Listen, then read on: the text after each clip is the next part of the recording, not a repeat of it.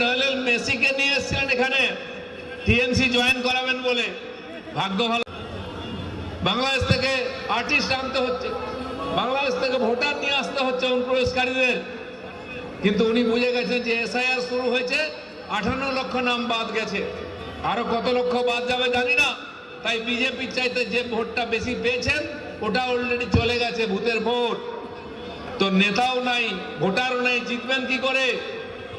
তাই বাংলাদেশের ভরসা না করে এবারে তিনি একটু দূরে চলে গেছেন, আর্জেন্টিনা। ওখান থেকে লিওনেল মেসিকে নিয়ে এসেছিলেন এখানে টিএমসি জয়েন করাবেন বলে। ভাগ্য ভালো, সেদিন গন্ডগোল হয়ে গেল, নাহলে ও জানতেই পারতো না তার হাতে টিএমসি ঝান্ডা দিয়ে। বেঁচে গেছে মেসি খুব জোর। তার এমএলএ, মন্ত্রী, তার সেলিব্রিটি লিডাররা যেভাবে তাকে কোলে করে নিয়ে যাচ্ছিলেন, ভুলিয়ে ভালিয়ে, বাংলা বুঝতে পারে না তো, তাই তাকে নিয়ে যাচ্ছিল জয়েন করাতে। আমরা ছোটবেলা শুনতাম একবার জ্যোতিবাবুর সভা হয়েছিল ব্রিগেডে, লক্ষ লক্ষ লোক হতো। তখন ব্রেজনেভ ছিলেন রাশিয়ার প্রেসিডেন্ট, তিনি এসছিলেন। তিনি অবাক হয়ে গেলেন, ওদের দেশে তো এত লোকই নাই, রাস্তায় লোক দেখা যায় না, 5 লাখ 10 লাখ লোক ব্রিগেডে হই হই করছে। উনি অবাক যে এত লোক এখানে কমিউনিজম বুঝে। উনি জ্যোতিবাবুকে জিজ্ঞেস করলেন এরা কেন এসছে।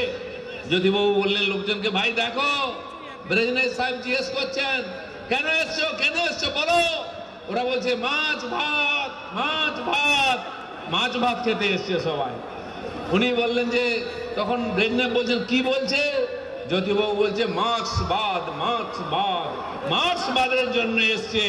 তাই মেসি বেচারা বাংলা বলতে পারেনি, চলে এসেছিল, ভেবেছে শ্রদ্ধাঞ্জলি, তাকে সম্মান দেবে, তাকে টিএমসি জয়েন করাতে নিয়ে এসেছিল।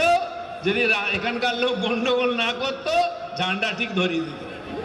বেঁচে গেছে, আমরাও বেঁচে গেছি।